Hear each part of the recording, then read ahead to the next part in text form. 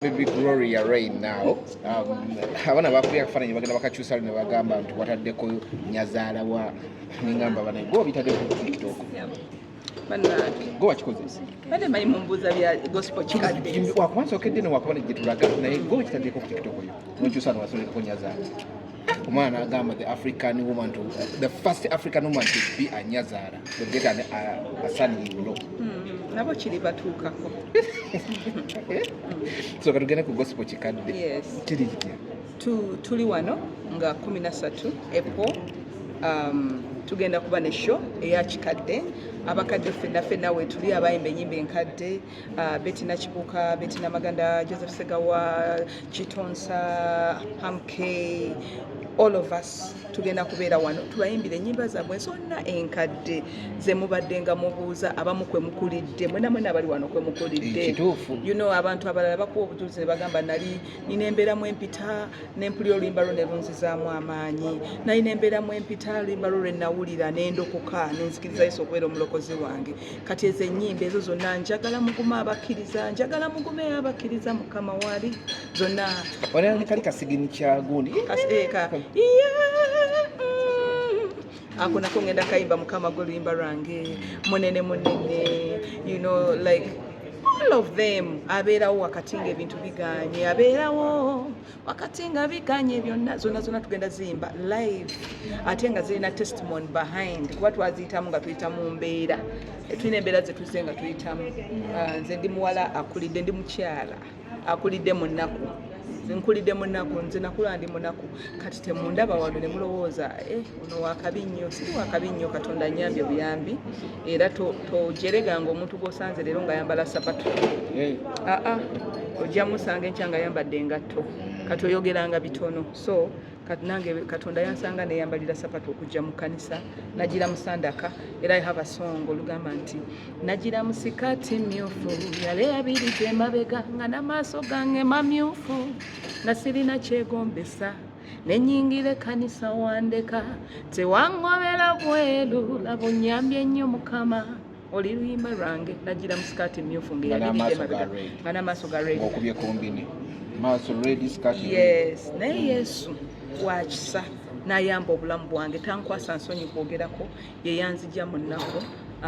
Netera okweyogerako nti nze nali nothing. Kino ekikadde ekiriko nga 13, right? Tubadde tulaba abantu b'enjawulo bajja bategeka ebikadde. Wabaddewo vakansi yammwe aba gospel okuba nti nno temufiiriddwako kubategeka tulina muganda waffe alina omutima gwa gospel yakitegese n'atugamba n'atuyitamu tubeereko ne kye tukola ate tubeereko n'okuzzaayo eri abalala. So that's why we are here, not because tukola because abalala bakola. Bw'okola because abalala bakola oba oli ku competition. Tukola because tukyagala. Tugenda kuyimba with a cause because tugenda kuzza eri abaana abasanyu babies home, naye ate tugenda kunyumirwa because tuli wano ku Serena tetuba tutte mu katogo, tubaleese we munaawomererwa ssente zammwe. Okay. A little bit away from that, ebintu ebiri okutambula wafuuse PR wa Love ya muwala wo oyogedde nnyo n'okusinga abandi yogedde. Abaana bandi badde banyonyola Love yaabwe naye gwe onyonyodde nnyo n'okusinga abagiri. Sijja kwogera ku by'abaana. Abaana bange mubaleke banywe ku mazzi. Abaana mbaleke banyumirwe. Abaana bato bali mu Love yaabwe ento, mwandibadde mugibika bubisi n'ekula. Kati temugibeerako, mugiveeko Love y'abaana bange. Twagezezaako naye oyogeredde nnyo ne tubanga naffe tugetize munange tumanyi ba inlo online. Bamanyi naye muleke abaana bange banyumirwe obulamu. Abaana bato bwemuba mubaagala bali wali ku Serena wali munda amulese out. Tulagiridde bwemuba mubaagala naye bajja bagoba because waliwo bagaadi wabweru. Wabafundire bagaadi eno Love nga yange teri kugivaamu. Nedda si kugivaamu, teri kubatawaanya, mubaleke. Banayinza ekintu ekisinga okuneewuunyisa ebyo bye muliko mubiveeko. Abaana mubaleke, tebagenda kweta.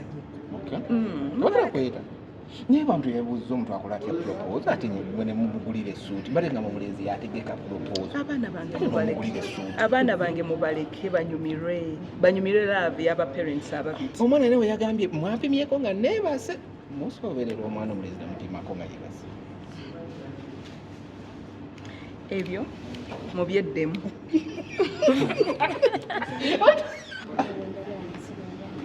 Oyagala byabakadde kakwako kantu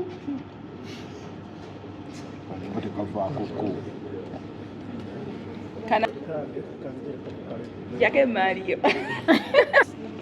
Simazi. Mami muyimba bulungi era muziki wammwe mulungi naye mwaddawa era lwaki ennyimba zammwe tezikyakubanga lulala. Ennyimba zaffe genda ku Google ojja zifuna. Ennyimba zaffe genda ku Google ojja zifuna kweziri.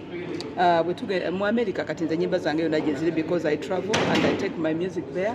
Wano bannakampala bazirina azaagala agenda ku Google ng'oteekamu ng'oziraba zonna nga ziggwayo. I have new songs and old songs. Yes. Zitambuliza wanene ku TV na radio za Uganda. Radio ne TV za Uganda. Kweziri abazirina bazikuba empya ze batanaba kufuna eza TV ne audio bamwina ku radios. Olowooza lwaki audience ya gospel ekamuko ekyabeera waggulu ng'abana abalala bakuba anti kati bulijjo olaba abantu baagala nnyo okubawemula. You understand? Kati bw'oyimbayo ekintu nga kyakuwemula people bajja kujja bakibuukire. Ne bw'omugamba Yesu bwe bulamu tayagala kumanya. Bw'omugamba Yesu afuga tayagala kumanya. Ayagala kwegamba ebigambo ebirala. Kyova olabanga like Bayibuli egamba ekkuba erigenda mu ggulu ggazi naye ate ekkuba erigenda mu Geyeena ggazi ate erigenda mu ggulu funda. Kati like olowooza ekibi kyandibadde kingi nnyo mu nsi. Ekibi kye kisinga ebirungi. Okitegeera? Oba obuzibu buli kummwe waliwo ekigambibwa nti abayimbi ba gospel mulinga abayimbi ba kadongo kamu. Abayimbi ba kadongo kamu kizibu okulaba omuyimbi omuto nti ali mu myaka 25 oba 27 n'aba gospel ever mmwe kuba mutaguluminga abaana kubaleeta mu kunyimba nnyimba ezo nga mubakuba ekikono. Kitegedde ky'obuuziza. Nti oba mutaguluminga abaana kubaleeta bayimba ennyimba za gospel nti abayimbi bangi abaleeteddwa abayimbi abalala wano mu industry. Abaana ba gospel abatonga bangi. Era naluli mbadde mu mbuuzi abato tebajje. Aba gospel abatonga bangi. Ekitegeeza abantu batulabirako ne bakyagala.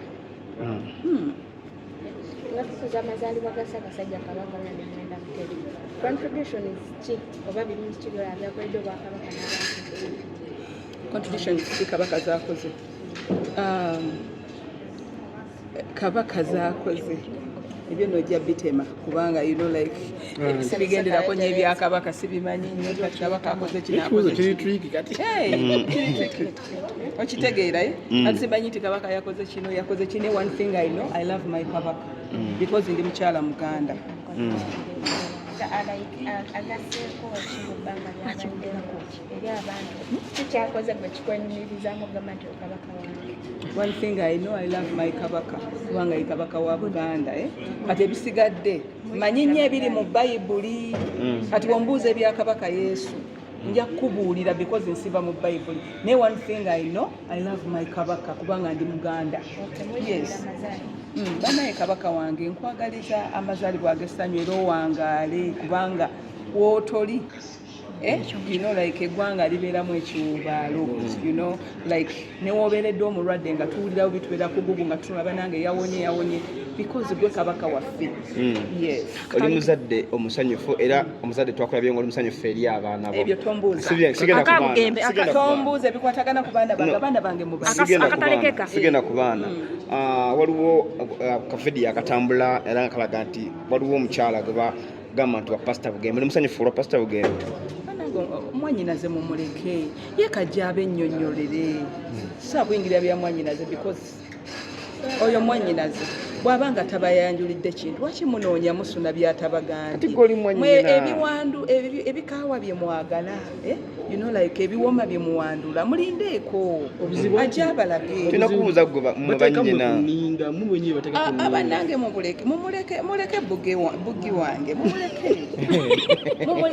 mumuleke abantu bagamba onayambala kala ki ku mbaga yapasa Bugembe. Of course nina okwambala nnyo bw'anaaba atulaze bw'anaaba batugamba nze nga mwannyina wa Musumba Bugembe akebera obugere nga tanaba kundaga mukyala sina bye nsobola kwogera naye nga dokita abantu gwe bagize gwe omulaba oti of course mwana mulungi era buli gwalabye mulungi mumulinda selecting tutonamukebera bugere